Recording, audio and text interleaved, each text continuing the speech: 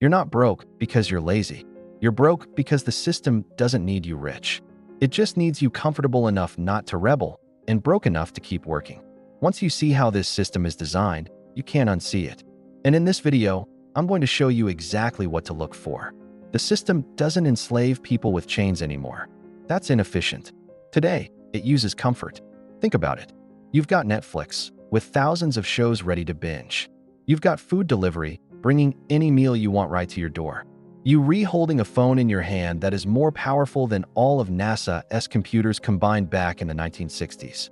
Life feels okay, doesn't it? It's not amazing. It's not terrible. It's just comfortable. Comfortable enough to tolerate a life you didn't really choose. And that is completely intentional. Because desperation creates revolution. But comfort? Comfort creates compliance. They don't need you happy. They just need you distracted and content enough not to rock the boat. It's a quiet, comfortable cage, but it's a cage nonetheless. For most people, this cage has a very specific name, the monthly paycheck. It's an invisible loop that keeps you running in place.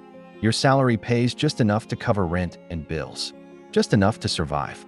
But it's never enough to truly escape, to build real wealth, to get ahead. Think about the pressure.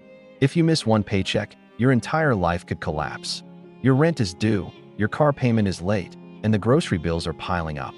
That isn't a bug in the system. That's the core design.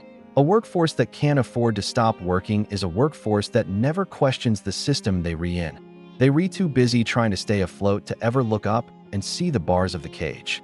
And if the paycheck loop isn't enough, there's another, more powerful tool of control: debt. The fastest way to control a population isn't with force. It's by getting them to owe you money. Student loans that take decades to pay off. Car payments that eat up a huge chunk of your income. Credit cards with sky-high interest rates. Buy now, pay later schemes that make impulse spending feel harmless. You think you're consuming, that you're enjoying the fruits of your labor. But really, you're being owned. Debt is a clever trick. It turns your future freedom into present comfort.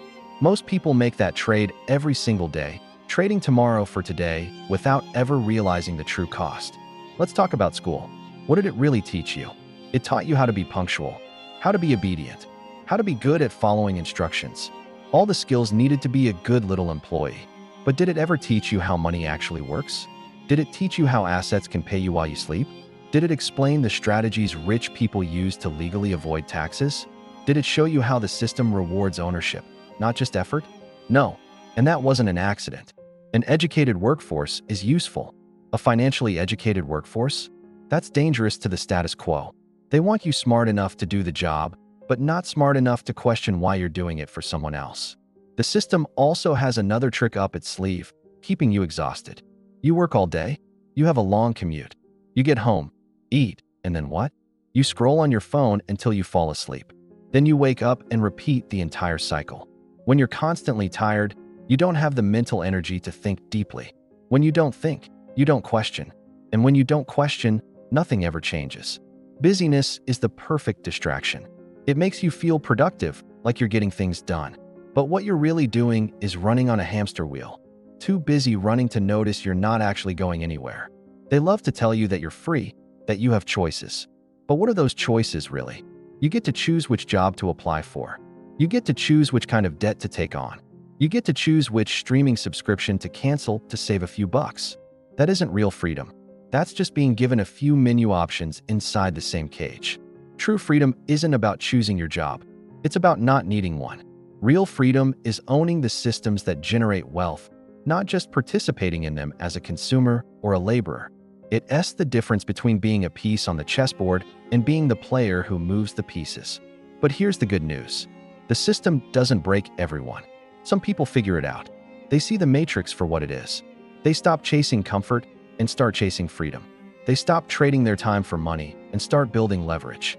They stop accumulating debt and start owning assets, businesses, real estate, investments, things that work for them. They stop thinking about tonight's dinner and start thinking about the next 10 years. And once you finally step outside the system, you realize the game was never really about money. It was always about control. It was designed to keep you predictable, manageable, and dependent. So here's the bottom line. The system keeps you comfortable and broke because that's the safest version of you. Uncomfortable enough to keep showing up to work, but too comfortable to ever fight back or demand more from your life.